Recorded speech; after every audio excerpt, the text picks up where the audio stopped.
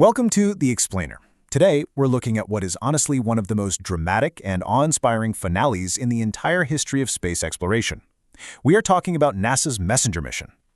After spending over a decade in space and fundamentally rewriting our understanding of the innermost planet in our solar system, this brave little robotic explorer didn't just, quietly fade away into the black. In April of 2015, it went out with a massive, literal bang. Okay, let's dive into this. Picture the scene. It's April 2015. A highly sophisticated spacecraft, roughly the size of a small car, is hurtling toward the completely desolate, heavily cratered surface of Mercury.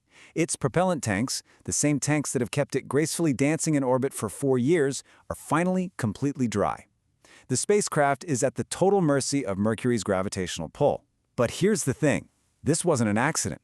This was actually the planned, spectacularly violent conclusion to a wildly successful mission. 8,750 miles per hour. Just let that sink in for a second. That is the sheer velocity at which Messenger eventually slammed into Mercury's surface. We're talking more than 10 times the speed of sound. But to truly wrap our heads around why this planned death was necessary and why engineers squeezed every last drop of fuel out of this machine, we first have to understand the incredibly hostile target it spent its whole life studying. Section 1, Destination, World of Extremes. Now, Mercury is definitely not just another rock in space. It's an environment so bizarre it has baffled astronomers for centuries. Now, what's really interesting about this slide is the sheer mind-boggling contrast. You'd probably think that because Mercury is the closest planet to the Sun, it would just be this uniform blazing inferno across the board, right? Well, while the day side does reach a blistering 800 degrees Fahrenheit, the night side actually plunges down to a freezing negative 290 degrees Fahrenheit. Because Mercury is so tiny and so close to the Sun, solar winds have basically blasted away any real atmosphere. It only has this incredibly thin exosphere. Without a thick atmospheric blanket to trap and move heat around the planet, any heat on the day side simply radiates straight back out into space the exact moment the Sun sets. That creates the most extreme temperature shifts in our entire solar system. And adding to this hostile environment is the way Mercury actually moves through space. See, when a relatively small body orbits really close to a massive object, like Mercury orbiting the Sun, it experiences intense gravitational tidal forces. This leads to a phenomenon called tidal locking. Now, our Earth's moon is tidally locked in a 1-to-1 resonance, which is why we literally always see the exact same face of the moon. But Mercury's highly elliptical, oval-shaped orbit means its speed around the Sun constantly changes. Because of that, its spin is locked into a highly unique 3-to-2 resonance.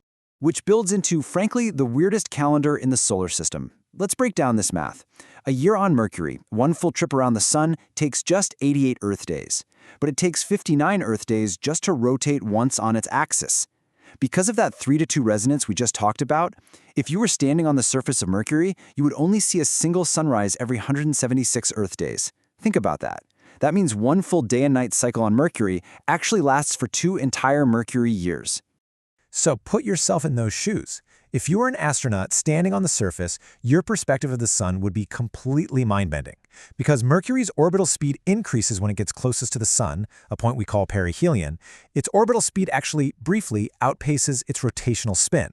To your human eyes, the enormous Sun would rise, appear to slow down, and literally stop in the sky, move backwards slightly to the east, stop again, and then finally continue setting to the west. It's like a cosmic optical illusion. Section 2. The long looping journey. So, you have a planet that freezes, burns, and spins in bizarre geometric patterns. Getting there was an epic challenge. Let's walk through this timeline. Launching in 2004, it took Messenger nearly 7 whole years to finally enter orbit around Mercury in 2011. You might be wondering, why on earth did it take so long? Mercury's only a few tens of millions of miles away. Well, if you shoot a rocket directly toward the inner solar system, the Sun's massive gravity grabs it and accelerates it to unbelievable speeds. If Messenger flew straight there, it would be moving way too fast to be captured by Mercury's relatively weak gravity. It would just shoot right past it. So the crucial point is that NASA engineers basically had to use the planets themselves as giant orbital brakes.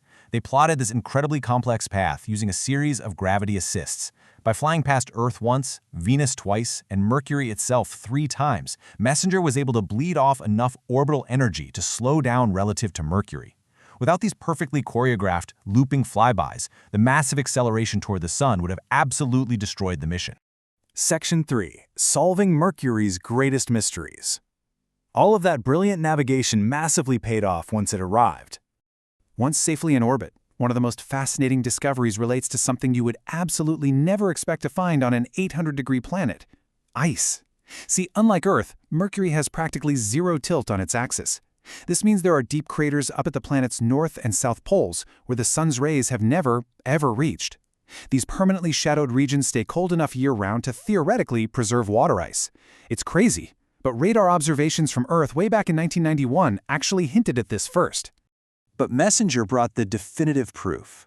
Using an instrument technique called neutron spectroscopy, the spacecraft measured average hydrogen concentrations at the poles. I really want to read this quote from David Lawrence, a participating scientist on the mission, because the implications here are just huge. He said, "The buried layer has a hydrogen content consistent with nearly pure water ice.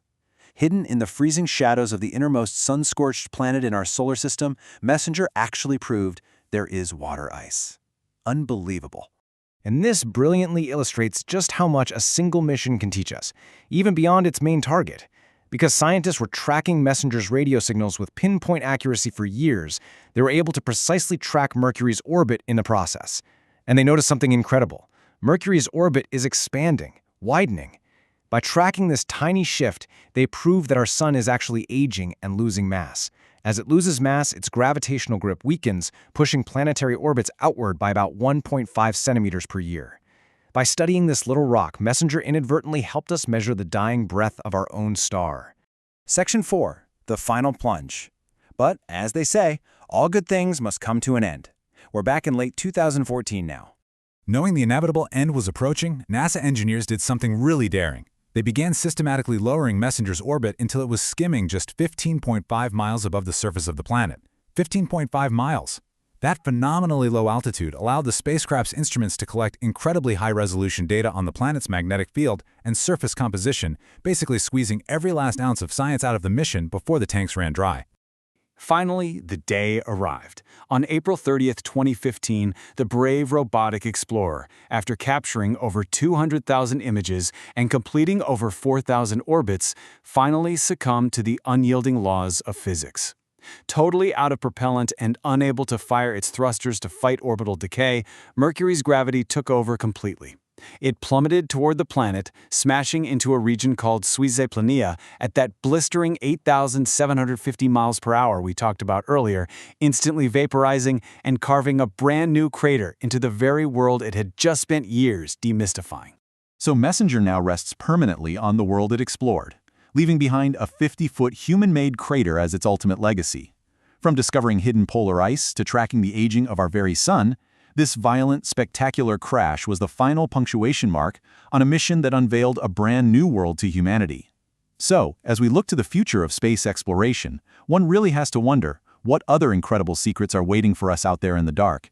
And what will be the next machine we hurl across the void to find them? Thank you so much for joining me for this explainer. Keep asking questions, and I'll see you next time.